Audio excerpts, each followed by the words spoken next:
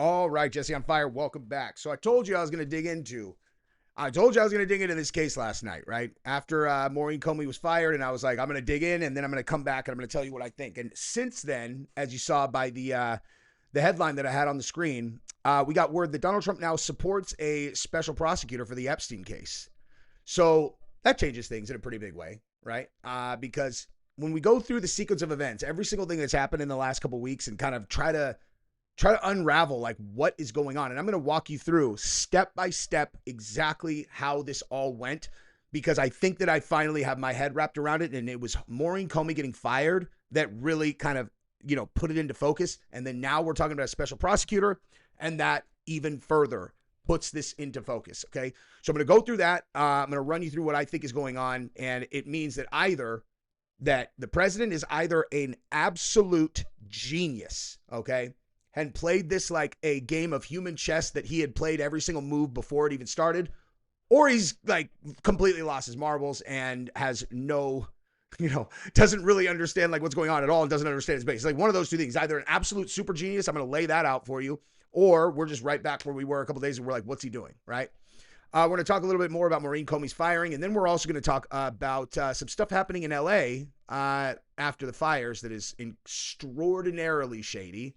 But we're actually just going to start real quick with Kyle Kolinsky. Okay, so I like to bring up Kyle sometimes, and this one is directly related to what we're going to talk about here, because Kyle Kolinsky put up a video that supposedly shows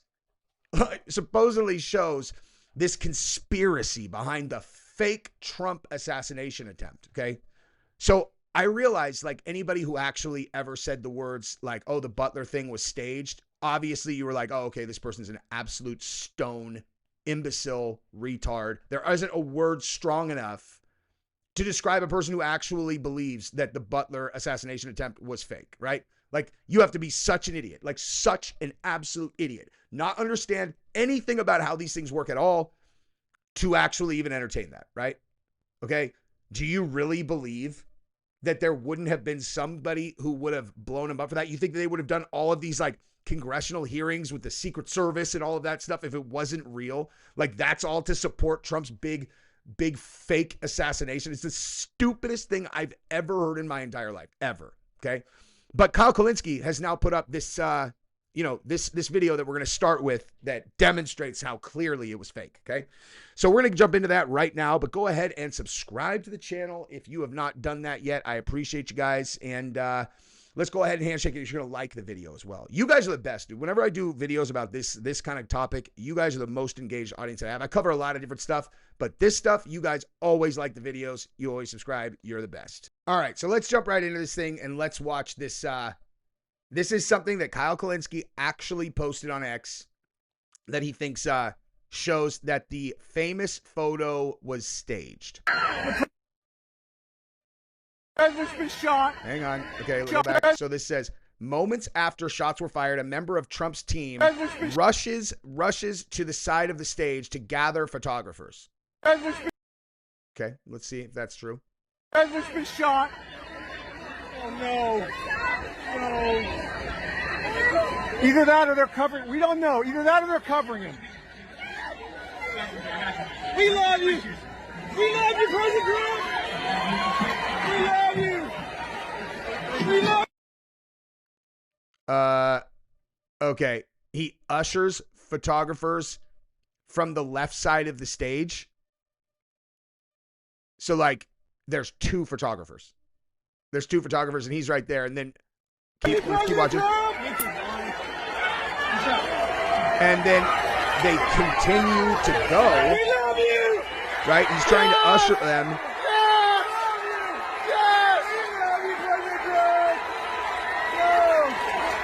And then they move. He continues to move photographers into position to help with his colleagues. Hey, are you sure that he's not saying, get the fuck out of here? There's someone shooting. You know what I mean? Like, are you sure that that's not what you're looking at? This video? Look at, okay. And then it keeps going. No, that's it.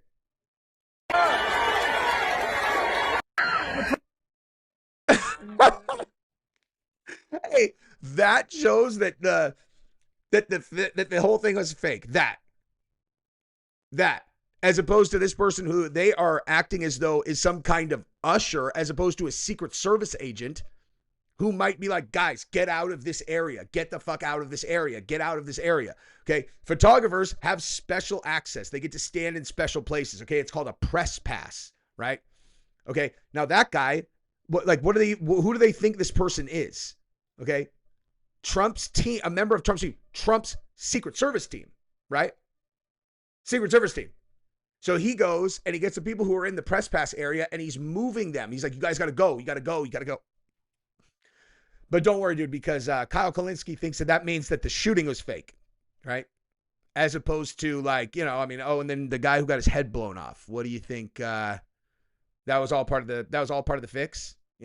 I remember someone actually saying, like, when they were interviewing a dude about this, like, they went out to LA because they were like interviewing crazy people, and they're also, what about the guy who died? And they're like, you think Trump actually cares about anyone except himself? You're all. So I just want to make sure I understand your theory. You think that they murdered a Trump supporter to further sell this assassination attempt? He's like,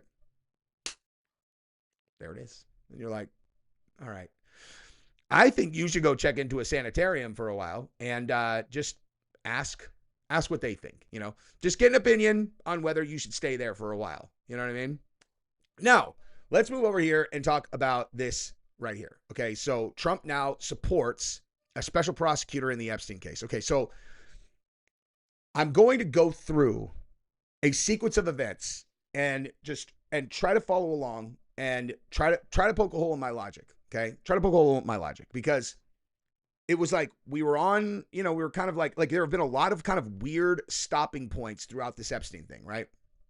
So from my perspective, this thing starts when Pam Bondi brings those influencers to DC, and she's like, okay, we're doing this event.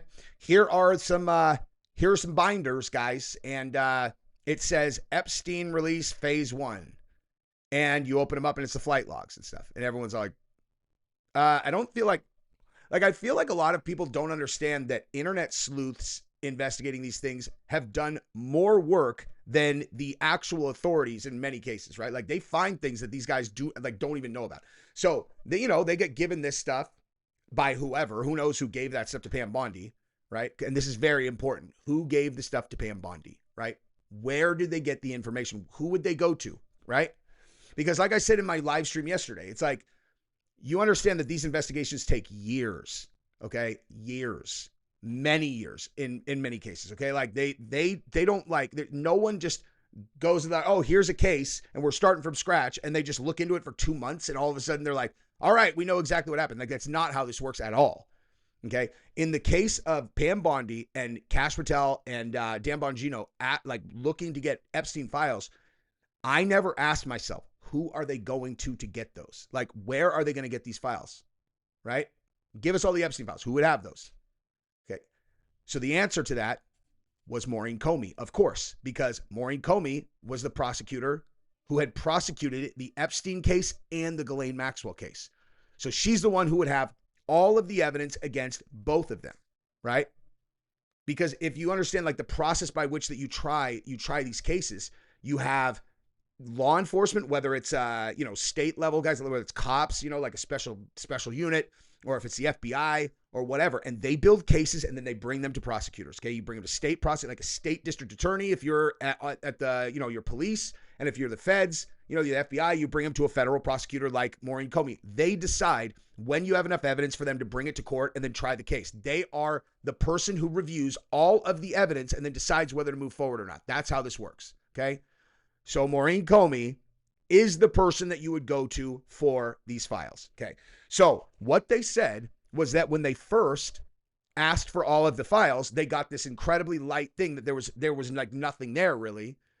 And then they looked deeper and now they found the real files. Remember that? And they were like, okay, now we found the real files. They tried to hide them from us and now we have them, and they said they had 10,000 hours of kids getting, touched or whatever, all that stuff. And I also just want everyone to keep one thing in mind that supersedes all of this, which is that Candace Owens is doing a series right now that covers the Epstein Ghislaine Maxwell saga. Okay, like I am telling you, I only watched episode 1 yesterday. I cannot wait to watch today's. I was so disappointed when it was ending because I was so locked in. There is no question, unless Candace is putting out fake information, in which case she'll get sued into oblivion. There is literally no question that Ghislaine Maxwell and Epstein were agents of Mossad. Just not even up for debate anymore. Straight up. And that's after 1 episode. Okay. I won't step on her episodes because I really think that everybody should be watching them. Like, really watch them. And so we've already established that that's what was going on. So that's what it is, right? Okay. So when you find out that they have 10,000 hours of Jeffrey Epstein supposedly doing XYZ, whatever, okay, that means that they were able to access the videos, which were the blackmail materials, because also in what Candace has covered, they say directly, like the former head of Mossad says, that what they did was they collected blackmail on American politicians and business magnates. That's what they did. That is exactly what Ghislaine Maxwell and Jeffrey Epstein did. So I know we already knew this, but now we like really know this. That is what they were doing. Okay. So this evidence exists somewhere. Okay. It exists somewhere. Now, is there a world where you find 10,000 hours of videos with the kids and it does not include, like the perpetrators who are not Epstein? Maybe, I guess. Unlikely. Why would you keep those things in a different place than your blackmail materials? But whatever. I guess it's like possible, but it's extraordinarily unlikely, right? So when you find that out and they're reviewing it, then all of us obviously assume that what we're going to get is we're going to get all of the names and all of that. Now, I was always skeptical of that because I told you, if you have leverage on these big leaders, why would you give it up? If you're Trump or whoever. I mean, at this point, I didn't realize that it was actually for sure Mossad who was running them, at least according to Candace. But either way, right, that it gets us to that point where we are waiting on further release. Okay. So when all of a sudden Trump does this 180, obviously everybody is kind of going, what is he doing? Like, what is going on? So, I mean, I assume everybody else has been just as confused as I have been. And we've been talking about this for like the last week or two, right? So like I said yesterday, what I believe that Trump was saying in those posts is he's like, the materials that we have are bullshit. They have me in them. They've got me in them. They're framing people. They're framing people with these files.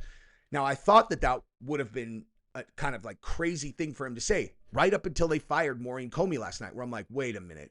And that's when I put it together. It's like Maureen Comey is the person who would have had these files. Now, if you're James Comey or Brennan or any of these guys who are the arch enemies of Trump, the coalition of these intelligence guys were the arch enemies of Trump, right? Okay, well, what did they do when Trump first got into office? They bring the Steele dossier to him and they try to lean on him. And Trump just fights back, right? Like he fights back. He's like, this shit's bullshit. It ends up being bullshit, right? Now, if you're in the situation where the Trump administration is coming to you, badgering you for the real Epstein files, what are you going to do if you're James Comey? Like, what would I do if he's my arch enemy? I'll be like, oh, you want some fucking Epstein files? I'll give you some Epstein files. And I'd put him in him. You know what I mean? Like I would put him in him. I would create, 402s or whatever, 902s. I can't remember, whatever, like documents that say, oh, this is this person's testimony. Oh, this is this. Oh, confidential witness number, whatever said blah, blah, blah. Confidential witness number, said blah, blah, blah. Confidential witness says whatever. Like you understand how many different ways there are of cloaking sources if you're a federal investigative body? Lots. And so you could put Trump all over these things completely dishonestly. Okay. So keep that in mind, that once they were given the big batch of information, right? At that point, all of that has come from Maureen Comey, James Comey, Brennan, and all of them, right? So as they're going through it and they realize these guys filled this up with, evidence that Trump was dirty on this, even in the face of, like the original, like at the time that Trump did know Epstein was when Epstein was in Florida. And he had that original case where there were 250 victims. Okay. There were like when he got that sweetheart deal, there were 200 to 250 victims. Right. And the guy who represented those victims said the only person that he subpoenaed who was helpful and actually helped the victims was Trump. He's the only one out of all of these prominent figures that he tried to interview. He said Trump spent 3 hours with him on the phone, gave him actual evidence or information that actually helped. And he was like, there is nothing on Trump. He's like, nothing. I will tell you that right now. In my case, there was no evidence whatsoever that Trump had done anything wrong. Okay. So if that's the case, that's a much more credible source than anybody else about whether or not Trump was involved in any of this, right? So what do you do if you're Trump and you find yourself in this situation where all of a sudden you have all of this stuff coming in and you got Pam Bondi like, look, I'm sorry, but they've got you in these. And this is what they're saying. And you're like, and he'd be like, what's the evidence? It's like, well, confidential witness, confidential witness, confidential witness, confidential source, confidential source. He's all, oh, so this is bullshit. And then he's like, and who did these cases? Oh, Maureen Comey. And he's like, these motherfuckers. So he knows, okay? It's a genius strategic play if you're them, right? If you're playing, I mean, the games they play are the dirtiest games there are. Okay, so what do you do? Like, what do you do if you're Trump, right? So here's what I'm going to propose, right? Here's what I'm going to propose. Okay. Now that he says that he's looking for a special prosecutor. Okay. Well, if you get a special prosecutor, that gives them access to every single thing and they're going to dive all the way in, right? As long as you get someone in that seat that is not an enemy of yours, that's someone who's either, down the middle or is on your side, you're going to have them given all of the resources in the world to go dig into this thing and then produce what the results of this thing are. So what he's actually done when you think about it, so he fires Maureen Comey. She's gone, right? Fires her last night and now is talking about the, special prosecutor. What he did in the last week to 2 weeks where he's basically done everything he possibly could to convince the world that he's on these Epstein files. I mean, as far as I could tell, is he got the entirety of the left to now support him bringing in a special prosecutor, right? Now, he did it at tremendous peril to his own base, but like at the end of the day, it is possible that this was all a play to get support from that side to bring in a special prosecutor so that he can bury his enemies. Because you want to know who he knows is in those files? The Clintons. Okay, there's no question about that. Ghislaine Maxwell straight up said to the girl in her, the prison person who came out and talked to, she said, why? She said, Ghislaine Maxwell always told us it was the Clintons that they, why isn't anybody asking us about the Clintons? And you're like, why do you think, dude? Because the Clintons are super fucking scary and nobody wants to be on their bad side. And I'll reiterate for the 100th time, Hillary and Bill, I got no beef with you at all, dude. You ever want me to not talk about this? All you have to do is just shoot me an email, dude. Okay? I'm not trying to, Oh my God, let me show you guys something so funny, dude. Look at this. I pulled this from Babylon Bee the other day. This is so fucking funny, dude. Look at, hold on. This is, the Babylon Bee, if you don't go on there for a little while and then you pop back on there, they are, dude, where is it? There we go. Oh my God. CDC, people with dirt on Clintons have 843% greater risk of suicide. Okay. So bottom line is this. Okay. There is a world here where Trump has been playing a step-by-step thing, which was all intended to get like widespread support from his enemies to get a special prosecutor in there, because that was how he could see that they could still deliver justice to the people who are actually on the Epstein list. But he's going to look into, he's going to actually investigate each of these fake sources. And then he's going to come out with a report. He's going to be like, this was bullshit. This was bullshit. This was bullshit. This is what's real. Here are the video. You know what I mean? So he's either an absolute genius or that was a, again, I don't even know. I don't know what to do with what he's been doing if that's not what's going on. But that's where I'm at on that. Now, check this out, just as a, as an added bonus to, I don't know, our conspiracy theory, conspiracy-minded approach to things. Look at this. Residents fume as California Senate passes a bill to put low-income housing on burned lots. Oh, weird. You mean the entire LA basin? So like Gavin Newsom goes on Sean Ryan's show and he's like, oh man, come on guys. Listen, I'm doing my best, man. I'm doing my best. I'm doing my best. And after Rogan said, he's like, did you see that clip of Gavin Newsom where he was talking about where they could put all that low income housing and all that stuff? And he looked like he was so happy. Why do you think that is, you guys? Why do you think Gavin Newsom would look so happy at the prospect of putting in all of this housing? It greenlights the state to put billions and billions of dollars into this project. And what do you think? How many opportunities do you think there are? Like, how do they choose who's going to actually build this stuff? You think it might be someone that Gavin Newsom has a relationship with? Maybe there's a possibility that Gavin Newsom is going to get 10 cents on every single dollar spent by the state back to one of his shell corporations or whatever. Like, he's going to get so wealthy on this right here. And that right there is why Rogan can see right through his charming demeanor. He is I mean, I don't know. But my hypothesis, looking at that guy, going off his track record, is that that's exactly why this is happening, because they're going to rob this fucking thing blind. Okay? Hypothesis, not a statement of fact. Okay? That's my hypothesis. Anyway, that's what I got for today. I love you guys. Subscribe to the channel. Ring the bell. Bye-bye.